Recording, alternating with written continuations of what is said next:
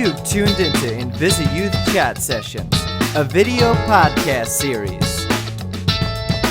Our episode starts right now. Here's your host, Dominique Vale.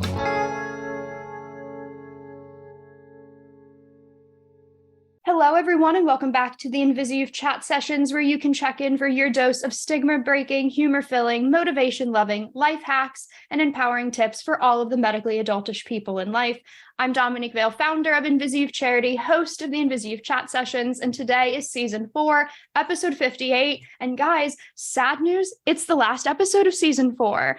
I know, but on a positive note, that just means we're going to come back with Season 5 really soon. So it is a very nice celebratory episode, and I'm super excited because we're celebrating the end of Season 4 with one of my favorite types of people, fellow boss ladies and entrepreneurs in this space. So you know I'm excited. And plus, I had to bring out like a little bit of my lace outfit here. If you're on YouTube, you would notice, because I'm going to be talking in the fashion space today I am super excited about for our guest today is the founder and CEO of the adaptive apparel brand Liberare, Emma Butler. Many of you would have seen Liberare on social media. I know many of our followers definitely have. They've got the really cool intimates and lounge-esque lingerie that you see with a badass set of beauties modeling them for you. And you know that is a combination we thoroughly enjoy over here. Emma is a graduate from Brown University, which if you're from the States, that's a big deal. She now lives in Paris running Liberare and approaches fashion and disability from a lens of being not only an ally and in the community, but bringing confidence and beauty together with apparel. From her own experiences with her mom having chronic pain and fellow friends living with chronic illness or disability, Emma really researches and understands from a different lens how disability and chronic pain can affect women when they're getting dressed, which seems like such a common sense concept, but nobody was tapping into it. So from this lack of really good looking apparel in the space, Emma fused her studies of art into creating Liberare, and even, guys, I had to put this fun fact in, even secured herself a $1.2 million venture capital funding before she was 30. So can we just round of applause as a female over here being an entrepreneur? Emma's really built Liberare under this principle of common sense ideas needing to be followed through better in the world of disability with fashion, how beauty and accessibility should not be separated from one another.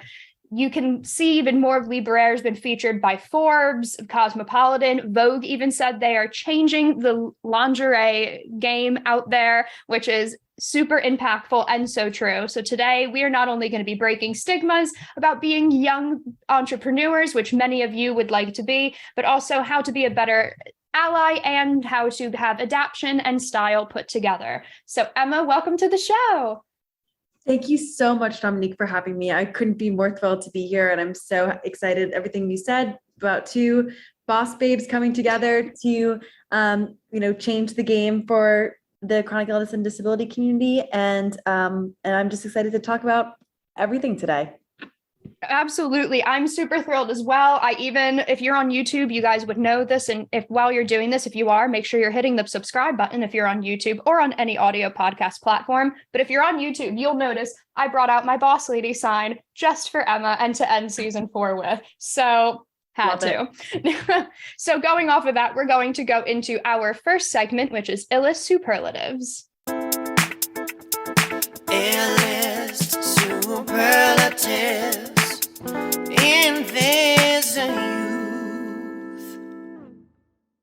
Living and working in the chronic illness and disability space means we gain a lot of different life experiences, some funny, some impactful. And today we are going to go through some of the superlatives of Emma in her life. So jumping right off the gate, what would be for you the most impactful customer review you got from Liberare that comes to mind? Well, one review that we get over and over again is how much independence our products give. First one that comes to mind is talking about husband and wife, and the wife was the customer, and she said that she had been able to put a bra on or get dressed by herself in the last 20 years, and she was able to do it by herself and feel really sexy doing it and beautiful beautiful. And her husband didn't have to help her. We get so many variations of that. And so that is the first review that comes to mind. Oh, I love that. I love that. And even for you, what are if you had to pick like two things you love the most about fashion, what would it be? I think for fashion pieces, the two pieces that I always look for is functional. Is this going to be easy for me? Is it going to be comfortable for me? I love that. And also flirty. I love little fun, flirty pieces in my clothing. And I try to reflect that in our brand. Definitely. I like that too. For you, what would be the biggest dream to incorporate into Liberare if you had full access to expand that apparel line? I think that there are so many dreams. I got to say the first thing is, which I know is not perhaps what the biggest dream ever, but it is a big for us, is expanding our sizes. Right now we go from extra, extra small to 3XL, which is great and bigger than most other brands. But I just love to see every single size out there so that it fits perfectly for super bigger busts, smaller busts, all different sizes. And so while we have a good option now, my dream for the genie out there is to get us all sizes. And so we're working on it and hopefully it's coming soon. No, I love that. I like that a lot. What about for you, if you had to pick your one fashion style you've tried as a trend that you were like, this doesn't work for Emma. I'm not putting this into my wardrobe any longer.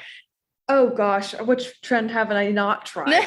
In high school, I would paint my nails black and only wear all black. And so I think that while that was an amazing look, too frequently I would get, and I dyed my hair black too, I got Morticia. And I think that while I love that, I'm going to stick to my turtlenecks and red lipstick and pretend to be Parisian.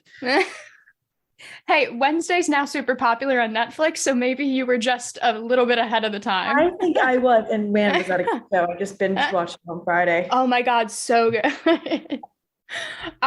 For you, what's the best way you decompress after a busy work day? Well, I like to think about decompressing as actually starting at the beginning of the day. I think that I also work pretty late. I work until 11 o'clock at night. And because Paris, a lot of the teams in the US, and that's 5 p.m. East Coast time, 3 p.m. Mountain time. And so I have to stay up pretty late. So I try to hit the pillow right at night, but I decompress in the morning. I have a morning routine where I wake up. I don't know if this is pseudoscience or not, but have apple cider vinegar with some green juice, balance the blood sugar for me, makes me feel good. So I do it. Then after that, I do gratitude and I write down 3 specific things over the last 24 hours that I'm really grateful for, really specific. Then I've been trying to meditate for 13 minutes and then I go for a little walk, get in the sunshine and listen to a TED Talk that's going to inspire me. And that's how I decompress. I know it's the morning, not at the end of the day, but it's what brings me, and I look forward to it every day. Well, I like that though. That's such a different way because people always think the idea of decompressing is at the end of the day, you just want to like legitimately like take your hair out and like be in comfy clothes and relax. But it is so true. So many people, even just creatively, I work better at night. So I'm always waking, my start of my workday is usually later in the morning than most because I just work better at night and it's better with my health. So it's nice that you said to kind of reframe that and kind of put your kind of self-care stuff in the beginning of your day. Yeah. Yeah. I like that. And then for you, do you have like a funny early days Liberare story as an entrepreneur that you were like, oh man, I tell people this all the time when I was in my first few months running this company? Well, I think really early on, one of the things I was worried about was that there's a lot of male venture capitalists out there and there's a lot of male investors. And when I was pitching, it was totally different from trying to attract customers. I know how to talk to other babes that are buying lingerie. I'm one of them. But when I'm talking to male investors, who don't typically wear lingerie, I had to break the ice in terms of being a little bit more, being able to relate to them. And so one of my public speaking professors at Brown suggested that maybe she recognized that it was playing into a heteronormative stereotype. But to try to break the ice and just say, I don't know how often you hook bras or maybe unhook them. And I always got a chuckle out of that. And many of those folks that I used that line on ended up becoming investors. And it was able to break the ice in terms of, because we talk a lot about intimacy and sex and dating. And, it's just interesting and a different dynamic. And so making sure that everyone feels comfortable in the room, I think cracking a joke was a good use for that fundraising round. Yeah, no, I love that as well. It's just, I can just imagine sitting and having a professor be like, Emma, you know what you should say is this. And what about my last one for this section is, what would be, out of all the things, even things that you don't have in Liberare yet, but what would be your accessibility technique or apparatus that you've noticed from your work personally and professionally that you're like, this is a phenomenal invention to make things easier to like put on or use? One of the things that I learned that I absolutely loved was I sort of had an idea that maybe I would like these bras that we were designing with the front openers, but as a non-disabled babe, I just was always used to wearing bras that hooked in the back. And so when I had these magnetic bras in the front, I was just like, I will never go back to a bra that hooks in the back. Why would I'm still one of those people that twists and then puts it on like this because I can't hook in the back. So this was just an amazing, it was self-serving. We can just call it creating this invention because it helped me. And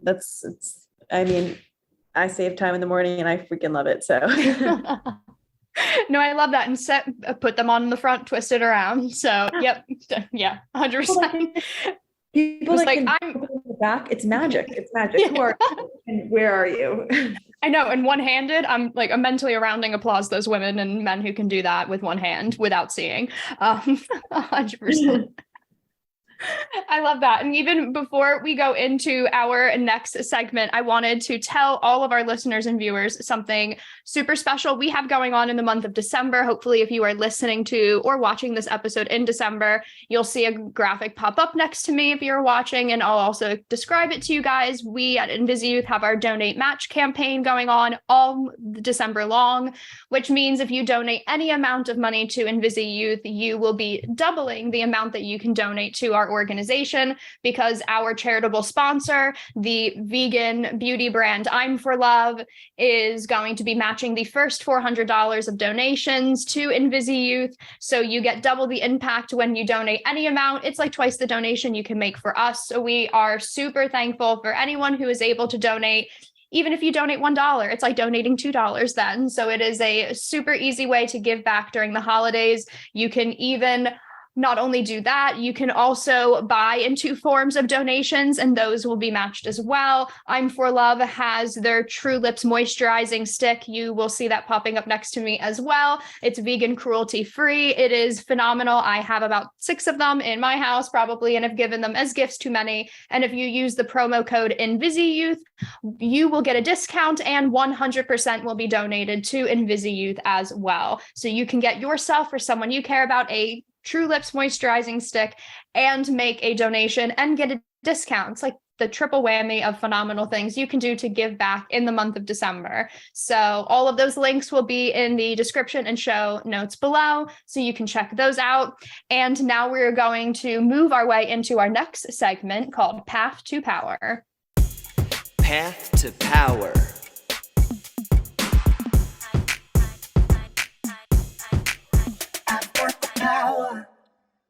Path to Power, like I mentioned at the top, I love that I'm going to talk to a fellow female founder. I know many of you guys are in the scope of debating if you want to go into business for yourself or work for others.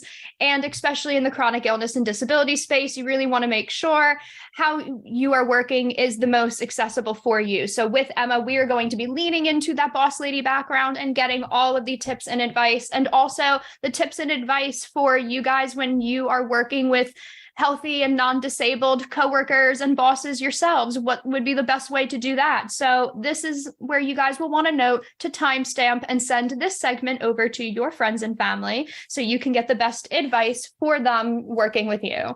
So one thing I wanted to ask first is, especially being a young female founder, I look like I'm still the same age I am when I launched InvisiYouth, but I will be 30 next month. But I was 22 when I launched InvisiYouth. So I know being a young woman in the entrepreneurial space or philanthropic space for myself, there's so many different hoops you're jumping through, feeling of being taken seriously, and then also just trying to gain your own footing because you don't have 30 years of the workforce experience behind you. Was there something you wish now in hindsight you had known beforehand when you were in still that creation process of Liberare before launching? Yeah, that's a really great question. And you're absolutely right. It is, I think at any stage, although I can't speak to any stage in life starting a career, but certainly in your early 20s, it's difficult. I didn't have any real work experience. I mean, I had one internship, but I didn't know the ins and outs of all of this. And so one of the things about me is that I am very stubborn and very independent, and I do things by myself. Moved everything, packed all my bags up, moved to Paris, didn't know anybody, and just, that's the kind of person I am. So I do things fearlessly. But the one thing, and so when I started this company, I thought, I can do this. I can do this by myself. I can do this and get there. But there always comes a point where you need a team.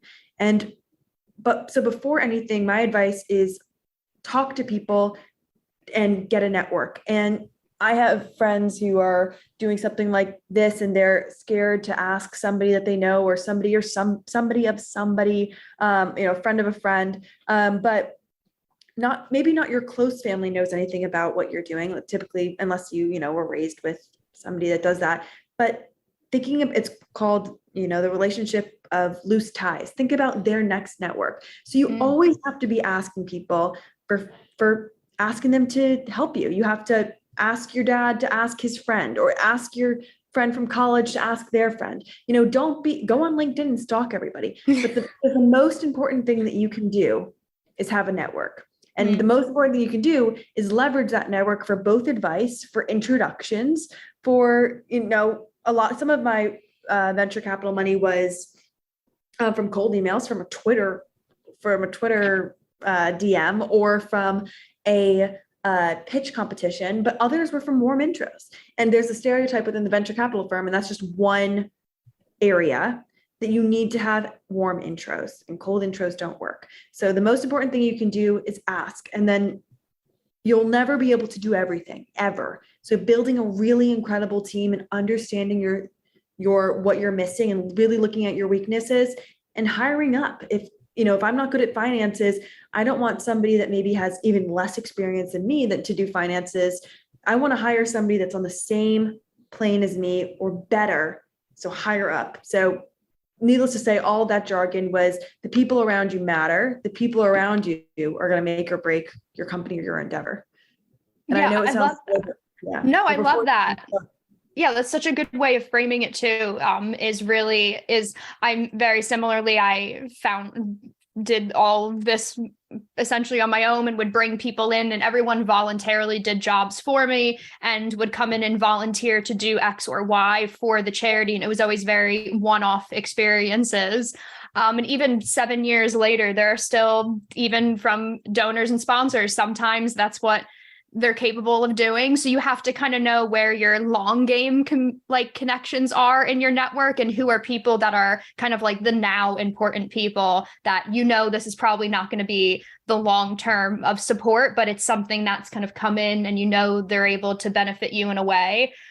Is a really nice way. I know one way that I was always told was definitely, you'll always be told, oh, well, do your research on your market or your topic or the competitors. But I always looked at it and was told in a different way. When I was telling people I was just initially going to launch InvisiYouth in one hospital and do programming for adolescents in one hospital. And it wasn't until I was kind of talking to so many different doctors and doing grant work that I realized that so many of those people worked at so many other hospitals. And I was never a patient who went to one hospital and, as we like to call, did like the mall version of doctors where they got to shop everywhere in one place.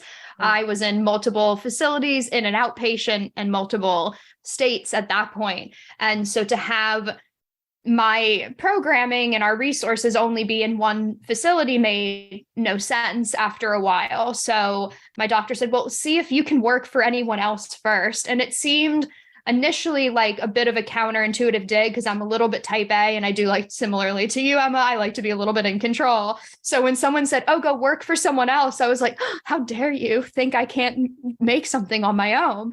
And it wasn't until I was a few years into InvisiYouth that I was happy that they suggested that to me at an earlier age of kind of creating InvisiYouth, because I was really able to take the time to see if there was something very similar in the community in charity work that was non-illness specific across illness and disability and was just the non-medical aspect of life that didn't deal with medical and your illness. And there wasn't. And because I did so much work seeing what other charities were out there, I was able to take my kind of grand umbrella idea and begin to sharpen it, seeing where the holes were and where my lane would end up being before I even launched InvisiYouth. And also it made me really realize I wanted to be the boss, that it wasn't so much the idea and the passion that I had, it was the being the leader of my own work. And for some people, I think it's the idea that they have, but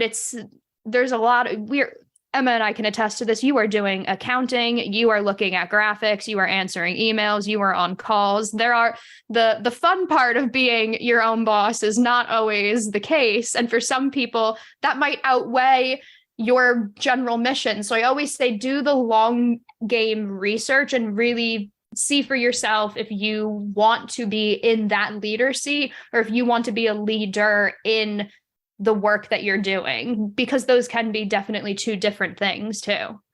Yeah, that's great advice. And then I think that the other thing is that, the last thing maybe on that is just start. Like there is nothing stopping you. Unless there's other things in life that are stopping you, which is so real. But if it's just I'm going to push it off till next month, I don't know. It's just an inability to, obviously we have health things, we have family, we have financial burdens, we have so many other things. But if this is in the back of your mind, I just see so many founder friends that have great ideas and they're unhappy at their current jobs. Just start. It's a risk, but just start. Just get your pen to paper, make a website, do one thing, call one friend, ask one person advice, listen to one podcast, or actually don't just listen to podcasts. You need to actually do action. Although podcasts are great, but especially this one, but just start, just do something, start something, just start, just get your pen to paper and just start. You can spend forever talking to your network, like I suggested, which is important, or doing market research. But unless you start, you're never going to fail fast. You're never going to get in there and really dig in. Just freaking start.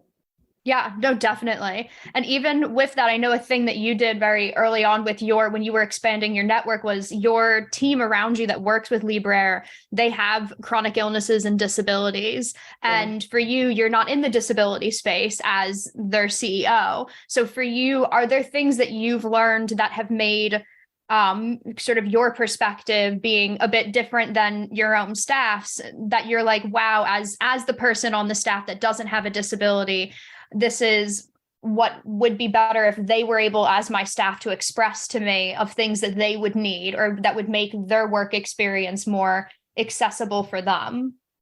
Yeah, that's a really good question. And I think that the first thing is that I didn't want it to be, it's not really like Emma Butler, the CEO, and her staff.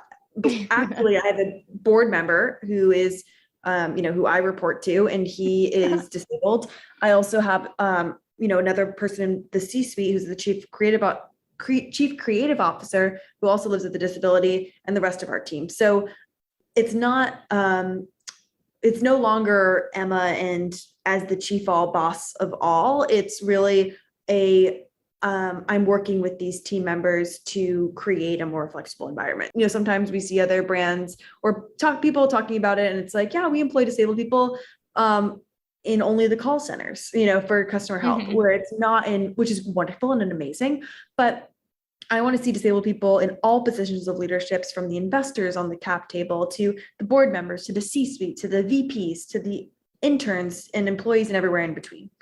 So I think that, one thing that I am learning as I'm beginning to start this company. I'm learning a lot of things. And one of the things is about company culture and understanding the need for flexibility within accessible accommodations. So while at my last job, the only other job I had where I was an intern, we worked from 8 a.m. to maybe 7 or 8 or 9 or even later, 6 days a week, and which was amazing. And I learned so much, and there was no one on the team that had a chronic illness or disability.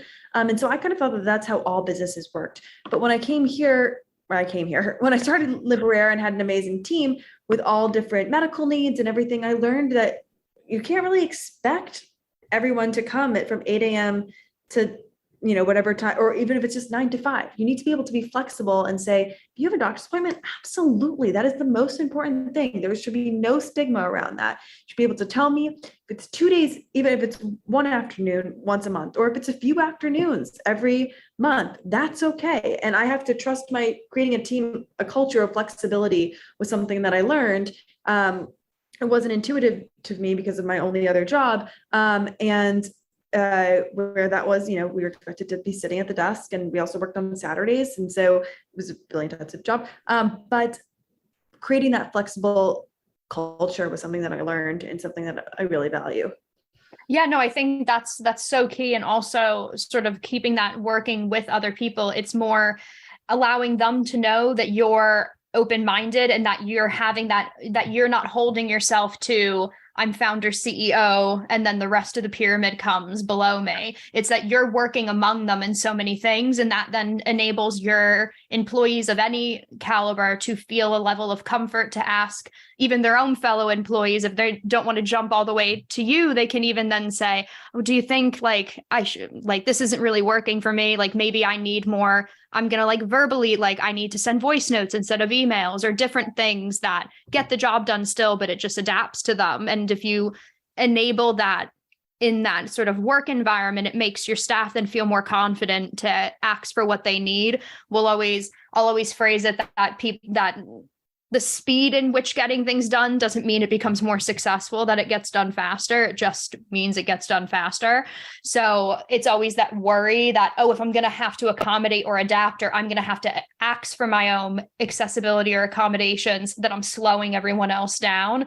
And that's just so not the case. It's, you want to provide a better product and be more successful. And to do that, you need different things allowed to you. So that, like you said, you in a leadership position being flexible then allows your own staff to feel a level of flexibility for themselves to ask for more creative ways that they can be productive. Absolutely.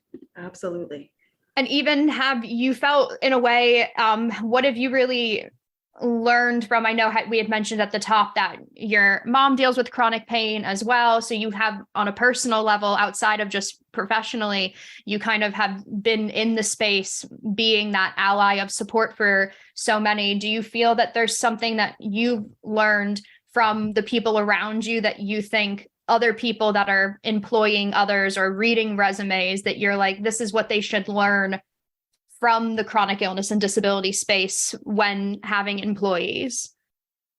Yeah, I think there's so many pieces of advice that I would give to other non-disabled employees trying to create a diverse workforce firstly,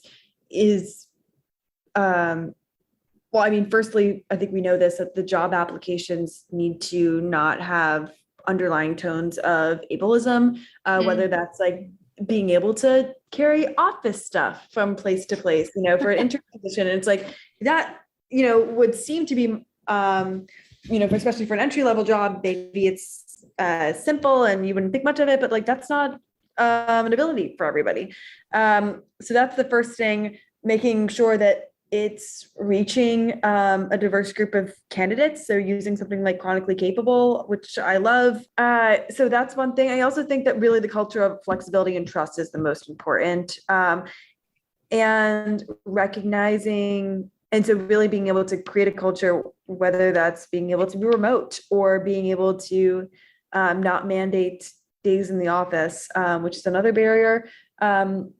So important, being able to create culture of trust and that things are going to get done, and that it might being able to prioritize health, making sure that the team has the benefits that they need. We know that people typically, making sure that people don't have to live on benefits if they, really just understanding the nuances of benefits for whoever you're working with, what they need to be accommodated for, and making sure that they have a safe space to disclose appropriately that's HIPAA compliant. And but I really think that first comes culture. And if we can't create a culture that's accessible, then the other pieces about how can I can I send a voice note? I can't use this software that you typically use. Can I use this software? That all comes, but when a culture is first really cultivated and created.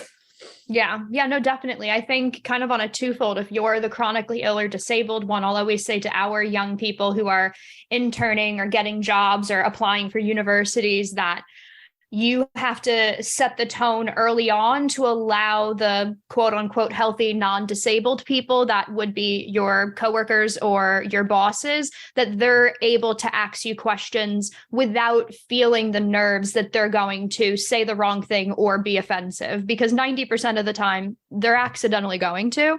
And if you can kind of set that tone for them early on that you want them to ask you questions of you, that allows the kind of the subconscious worry and on their shoulder as an employer, that they're worried that if I employ so-and-so, I might say the wrong thing. I might offer them something they can't do. And then that kind of can shut a door before you even get to go through it. So if you in an interview process say, like, I always encourage my coworkers and employers to ask me questions, I can tell you if I'm not comfortable answering something about my health or my disability. But if you ask me, at least let me be able to tell you no. And that allows them to have, like you said, that will kind of set the tone for the culture of conversation in your workplace to be more open-minded. And even as like a healthy or non-disabled worker, we always say patience is a virtue, but it's a virtue you have to work at. And people always want, it's millennial Gen Z culture, you want it done now or 3 days before. You want it done very quickly. So if you learn the skill set of patience, it's something that's even just beneficial for you, but in a work setting, it allows you to be more open-minded in a way of what success would look like if you enable people to just be more patient with one another in asking what they need from each other too. Absolutely. And that's really interesting relating to how you prep, folks for this. And it's just, to me, it's a shame that, I mean, I'm fumbling with my words here, but it's not the first time in history that that disabled people have had to bend to the will and move around what the offensive things that non-disabled people say.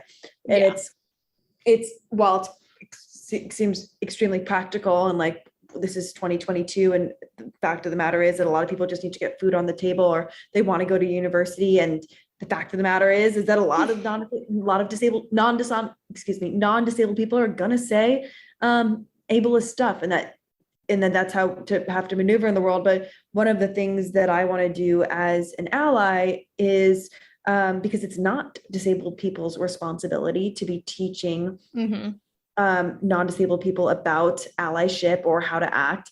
But if I can use my platform, which is, I don't really have a platform, I'm not like a major influencer or anything, but just other people I communicate with, and say, it is not disabled people's jobs to tell you how to be a better employer. It is not their job how to be a better ally. It is not their job to do all of this. You need to, as in my ways, it's a violation against dignity to be, I think a lot of us probably listening think this to be ableist. It's a violation. If you need to course correct, which a lot of people do that are non-disabled, you need to put that on yourself. You cannot ask other people. It's not their duty to spend their lives marching around teaching non-disabled, ignorant people. Yeah, I didn't go to school for an education degree. My sister did though. So I joked to her, that's your job. Yeah.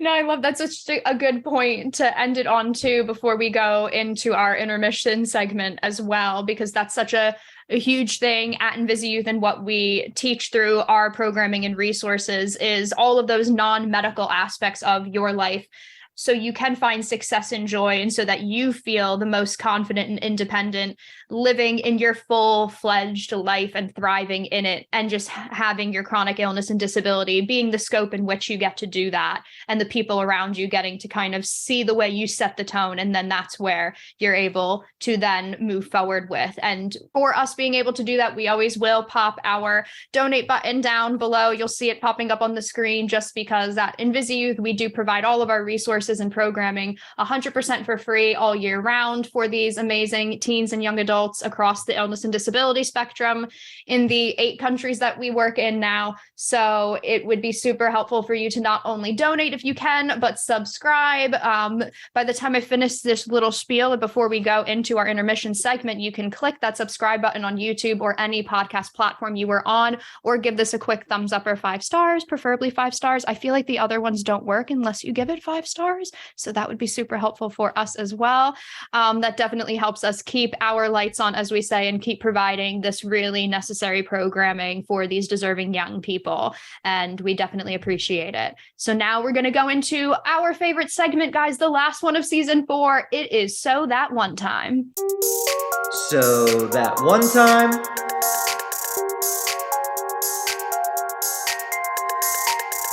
You know the drill, everyone. So that one time I have my guests telling us a story, and I get to learn it alongside all of you. So Emma, you have the mic. Take it away and tell us a story. Great. So that one time I went on a date I guess I'll rephrase that. I went on a date recently, and I always frequently keep our products with me, because I'm always either working in pitching or I'm creating content around the products. And I was on a first date at this restaurant and bar in Paris. And I guess this is what it's like to date me. I was talking about my company and talking about what I do, and I just whipped out my bra at this bar.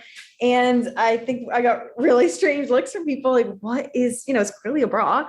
I'm showing how the magnets work, showing how easy and strong they are. And I think this guy just looked at me like I was like, what? I literally just met you 30 minutes ago. And I think he even said, I met you 30 minutes ago and you're showing me your bra. And it was funny. But I was like, no, this is just an amazing, product, which he was actually pretty amazed, and we had a second date.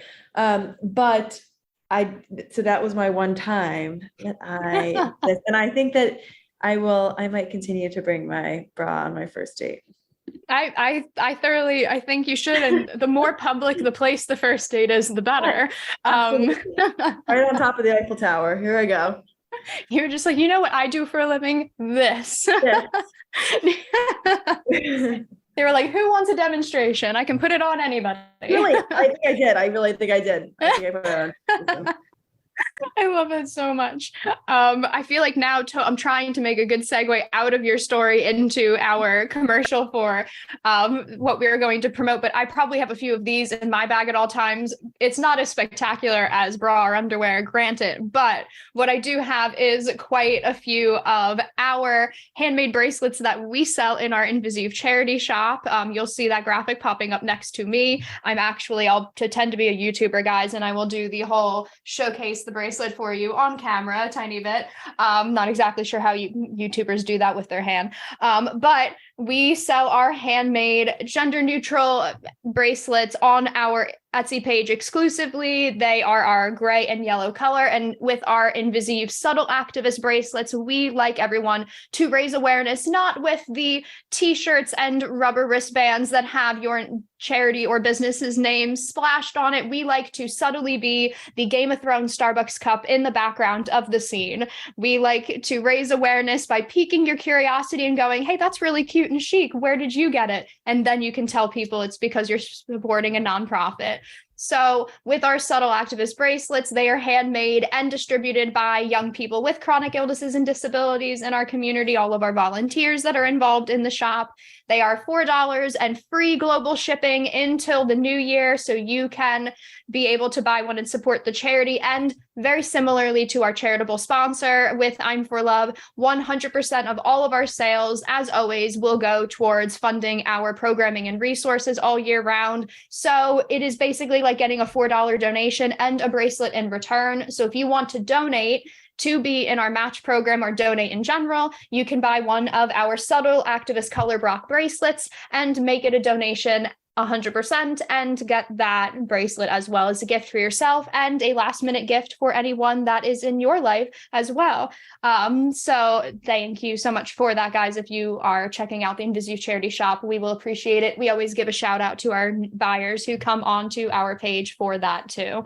So thank you for that. And going into our last segment with Emma, we are going to go into In an Ideal World.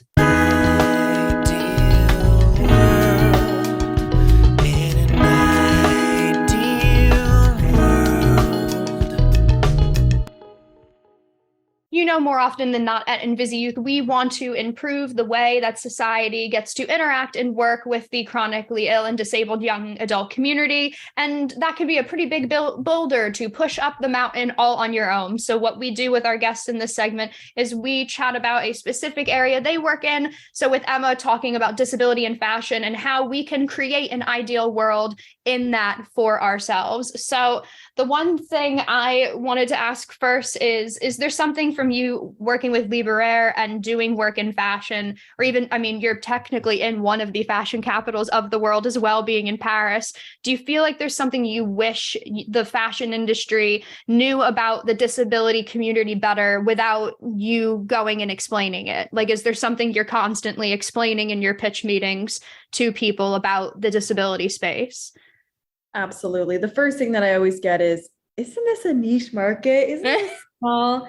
But really, there's 1 billion people worldwide with some sort of disability or chronic illness. And that's about between 1 in 4 or 1 in 5 people in the United States. So that's the first thing that I wish I could jump over that hurdle. And then secondly, just about how large the adaptive apparel market is supposed to be globally by 2026. Projected to be worth $400 billion.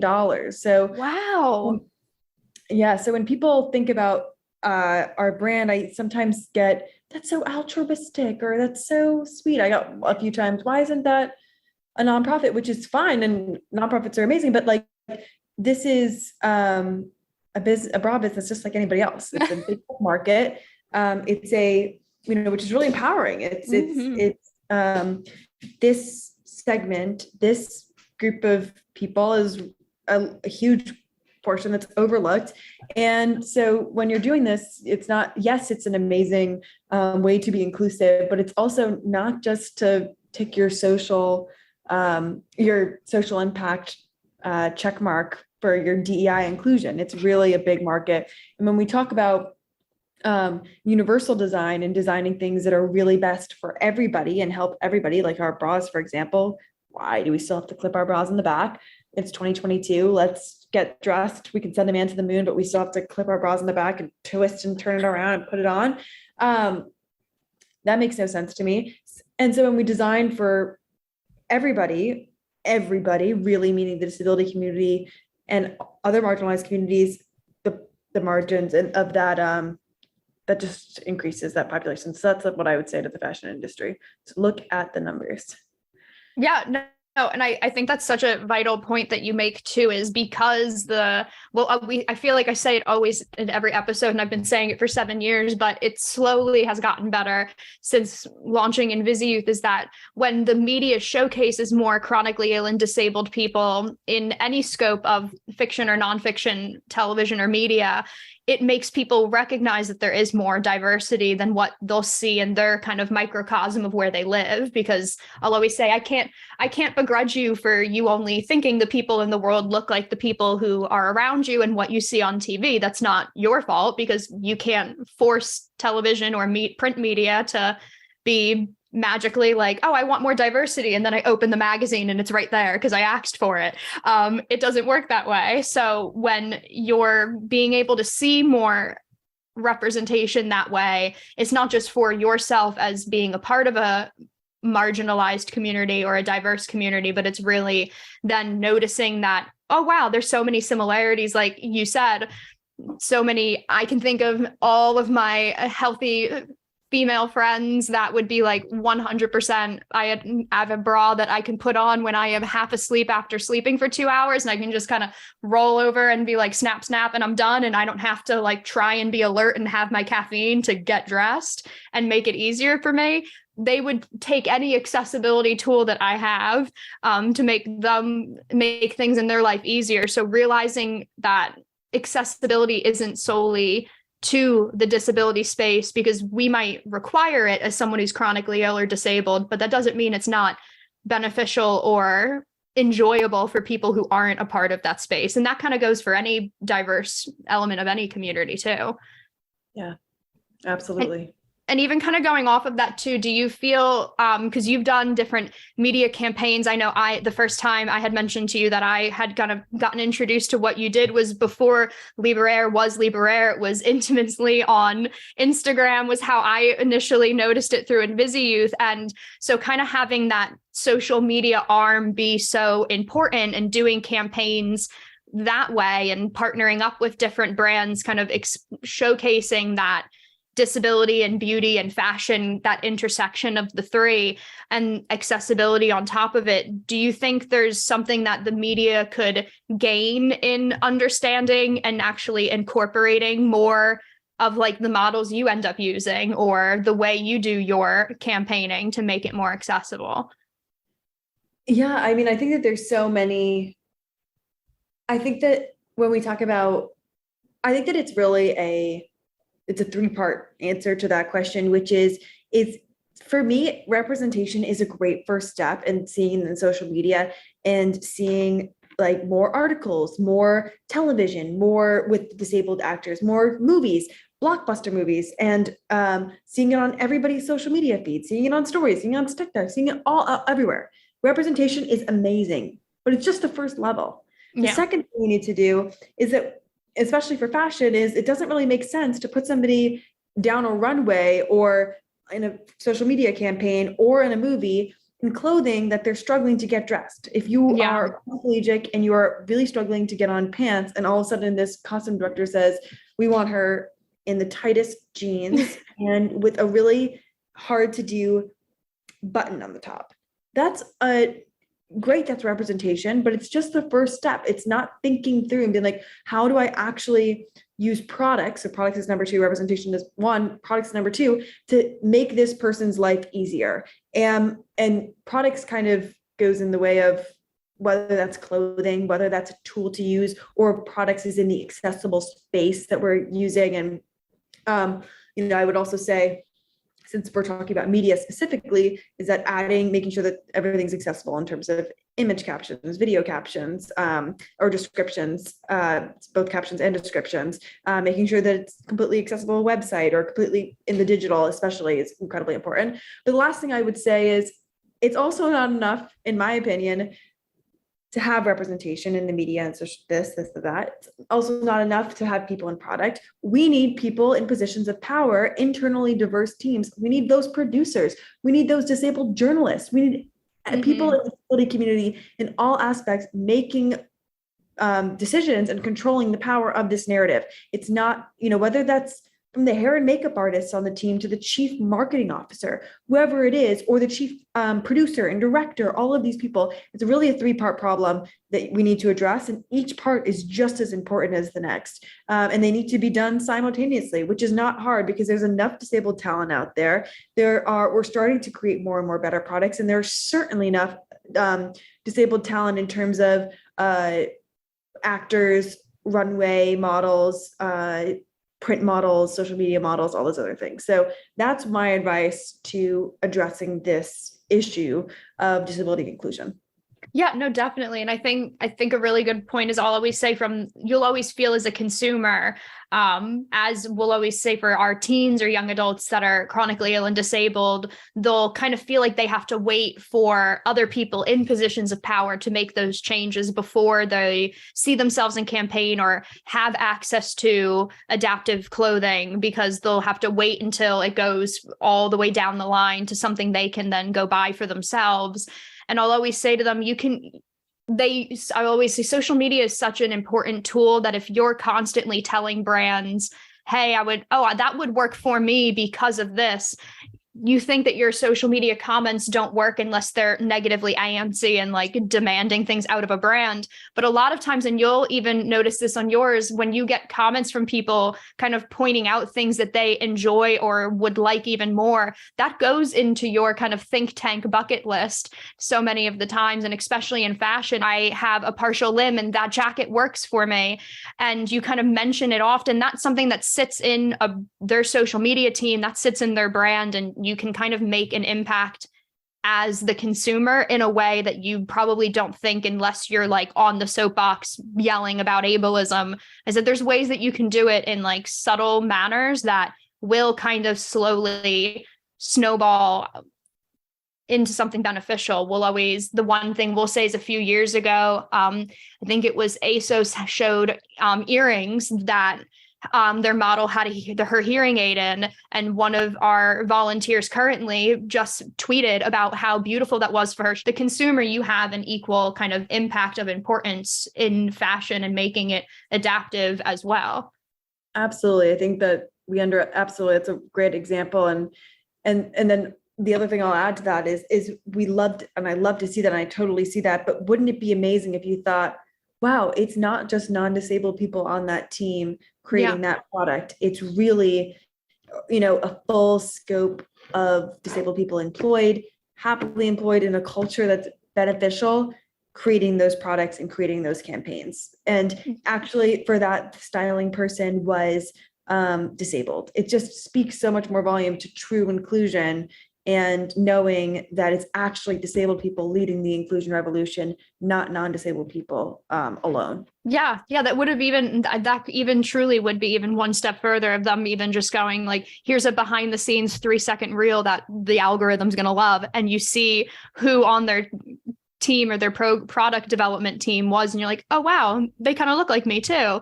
And then it's just like 2 seconds of time that it would take a company to do to just showcase we have you on the backside of the camera as well, is really impactful in the long run, and kind of makes long-lasting buyers with a brand as well. If they feel that the brand takes their community seriously, you kind of stick with that brand even longer. And one thing I was going to kind of end the show on that we were going to do with our last question was, I know a big thing for Liberare and for yourself with your apparel is talking about that intersection of confidence and fashion kind of coming together.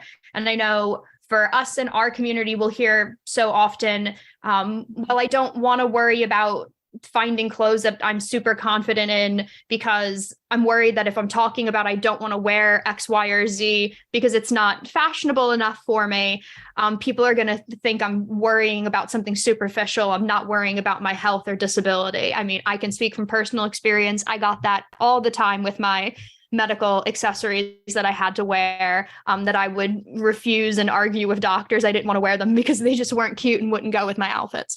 And so I would argue with them and they would say, well, your health has to come first, not how you look. And I was always like, well, don't they have to go together? I want to feel confident when I'm uncomfortable. My body already doesn't like me enough. So for you on that end, is there ways that you would kind of counter that argument or kind of try and boost confidence, even reframing it for those young people that feel like they can't put that focus onto what they're wearing or how they're getting dressed, because they, in quotes, should focus on their health more? Yeah. Wow. Well, first of all, thank you for sharing that story. And what whoever says stuff like that is just incredibly ableist. And we have to recognize that is overt ableism saying that. And to that, I say that really fashion, feeling good about yourself and working on your health or living with your disability or chronic illness absolutely can go together. For many of us, disability or chronic illness is a lifelong thing. It's not, hey, I got to spend these next 3 weeks really thinking about my health after this surgery. But it's showing up every day with a body that's fighting against you. And so when we think about the scope of our lives, we're not going to sit back and not feel our best. And we know that fashion is a tool for so many things. Fashion is not just yes, it's a tool for confidence, which I love, and to your point, but fashion is also a tool for self-expression. Fashion is a visual language for how we express ourselves. And in some ways, it's from what communities do we identify as, or what things do we love? How do we want to be perceived by other people? And so I think that when people are saying that, they're basically saying, fashion is such an important tool to our identity. And it's saying your identity doesn't matter, actually. You just need to focus on sickness, and that you need to focus on whatever you're getting through. And when we deny people access to, and I know it sounds trivial, it's our clothing, it's our fashion, it's not a roof over our head or, laws that make us do things. But when we deny people access to the ways that they can express themselves, we're not recognizing them as human. And so it's the ultimate form of, it's a pretty large form of disrespect. So when you feel your best, when you look confident, when you use fashion as a tool for your visual identity and present however you'd like to, you are able to, whether it's you're going into that day feeling a little bit more like yourself, like, hey, I look freaking good in this outfit that I picked out. This is my self-expression. Or you're not there yet, and you still want to, you're not thinking about self-expression, but you're thinking about confidence and waking up and just have a little bit more pep in you and thinking, man, I look freaking good. That is amazing. And that should not be discounted. There's so many studies that correlate how we feel about ourselves and everything to how we approach our day, how we approach our lives, and remembering that our days turn into our lives. And so when we show up multiple days and we show up feeling confident, but I think that some people are looking from fashion, they're looking for confidence. Other people are looking for self-identifying factors. Other people don't see fashion as any of that, and they just see fashion as a way to just see clothing for something that's comfortable. But however you decide to navigate fashion, if you're limited with all of those, you're saying, whoever's limiting you or saying that you should not focus on fashion and not focus on this is really saying you don't deserve to express yourself. You don't deserve to feel good. And so a big F you to them, and you absolutely deserve to feel your best.